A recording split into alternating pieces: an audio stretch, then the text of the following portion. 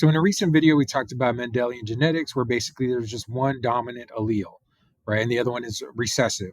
So in this case, we're going to be talking about incomplete dominance. And that means where neither one is completely dominant. And so here you have a red flower and you mix it with a white flower, and then you end up getting a pink flower, right? So that would be an example of incomplete dominance. Codominance is where they are both a dominant one, and so dominant allele. And so you have a red one, a red flower, and a white flower, and you mix them together. And because they're both dominant, you get petals that are red and white for this flower. Right, so we will talk about first codominance.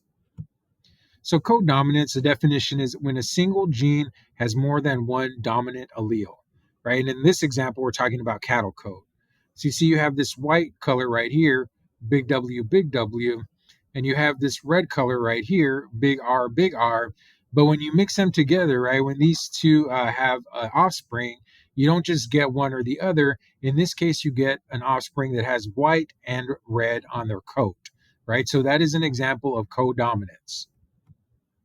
The heterozygous phenotype, big W, big R, is a mix of the two homozygous phenotypes, which is big W, and big R, right? So that white and red coat is because of the parents, one being dominant white and the other one dominant red.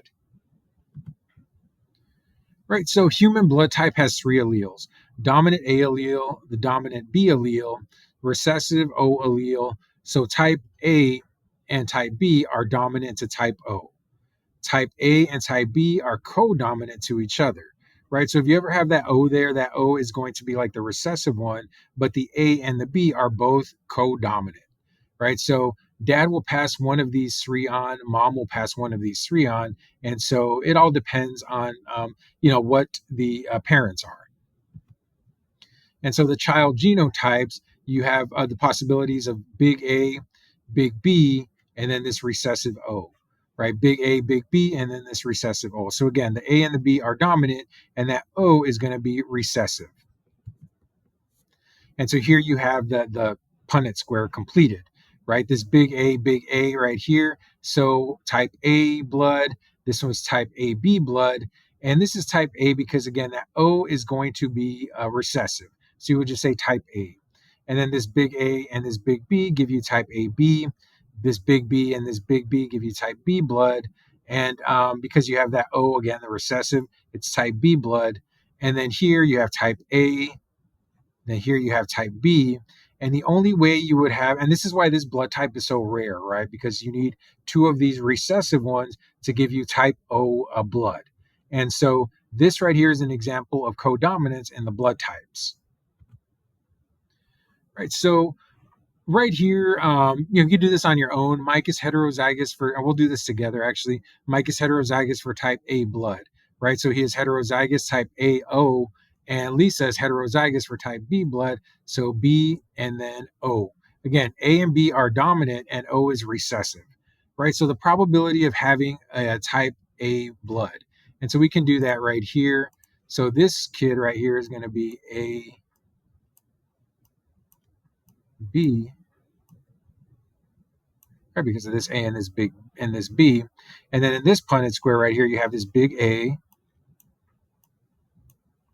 and this recessive O right here. And then here you have this dominant B or big B. And then you have this recessive O right here. And then here you have the two recessive O's. Right, so the probability of having a type A blood, so what is that probability? Here you have this one, type AB, and this one is type A.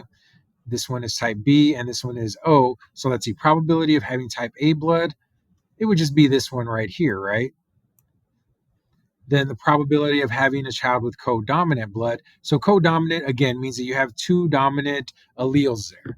And in this case, the only one that's going to have the two dominant ones is this one and this, or this one right here, right? Because it's A and B are the dominant ones.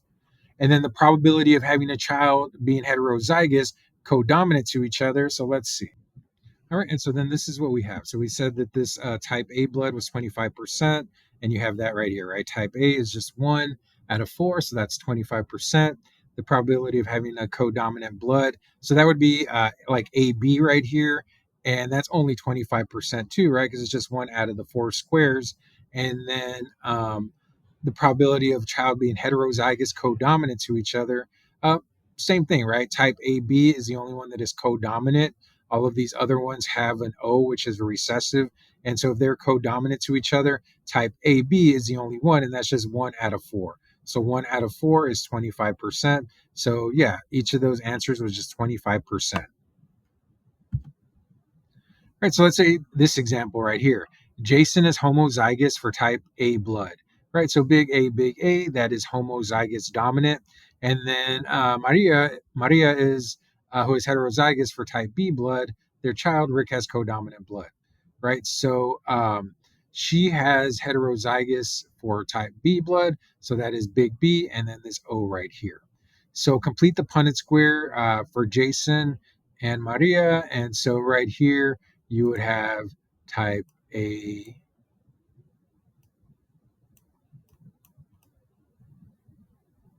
B. Here you would have type A with this recessive O right here.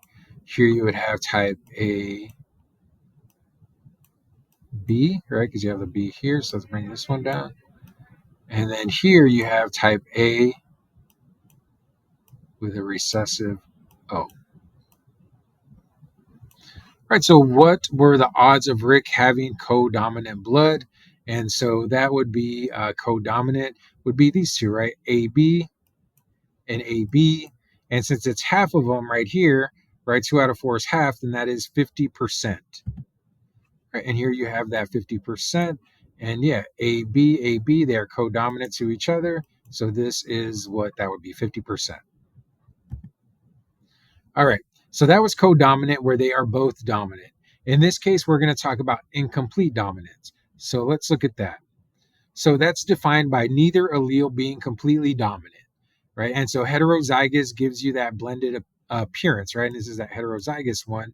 And so more than two different phenotypes can occur, many different flower colors, right? So in this case, they're incomplete dominance, this big W, and this big R. So W stands for white and R stands for red. And when you cross them together, you're going to get this pink offspring right here. Right, so that is what incomplete dominance means, that neither of them are completely dominant, so you're going to get a mix of the two. And so the heterozygous phenotype, WR, in this case it was written RW, is between the two homozygous phenotypes, right? So it's been in between white and red, which that is pink. So in certain species of fish, blue scales and yellow scales are incomplete dominant. Fill in the Punnett square with the genotype of a blue male and a green female. Right, so here's the key. Two big B's, two homozygous dominant. B's are blue, homozygous dominant Y are yellow, and then one of each is green. Right, so you're basically just going to come here and fill this out. And so this one is big B, big B. This one is big B, Y. This one is big B, or dominant. And this one is dominant B and dominant Y, right? And so here's the answer key, right? So if they're big B, then it's going to be blue. And we don't really have any big Y. So let's just skip down here to this one right here. So it's half and half, right? Half are going to be this, which is blue. And so what is the probability of obtaining heterozygous fish? So heterozygous fish, it looks like 50%, right? Because heterozygous means one of each. So that is this one, 1B, 1Y, 1B, 1Y. So that right there is going to be 50%. And then what about yellowfish? In this case, do we have any yellowfish? Are there any that are homozygous Y? No, right? There are none like that. So the answer for this would be 50% would be blue and 0% would be yellow. Right, so carnations show incomplete dominance where a red allele and a white allele blend to make pink. A pink colored male pollinated a pink colored female. Right, so let's look at that right here. So a pink colored male, so pink is RW, right? So that right there a pink colored male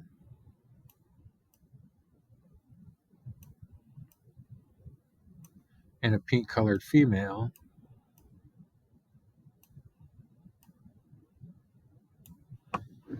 Right, these two were the parents, so let's see what their offspring would be like. So right here you would have big R, right, because of these. And then here you would have big R, big W. And then here you would have big R, big W. And then here you would have big W, big W. Right, so it is asking to create a Punnett square for these parents, probability of growing pink flowers. So pink flowers would have to be RW. How many of those do we have? We have this one right here. We have this one right here. And since it's half of them, right, 2 out of the 4 boxes, that is going to be 50%. Right, and here you go. You have the 50%. Right, so big R is red. These two are the pink ones. And then if they were two white WWs, it would be a white flower. Right, so it is 50% pink right here and right here. So is this right here an example of codominance or incomplete dominance? Remember, codominance is that both colors are showing up. Incomplete dominance means that it is like a mixture of the two. And in this case, since we have red and white, this would be an example of codominance.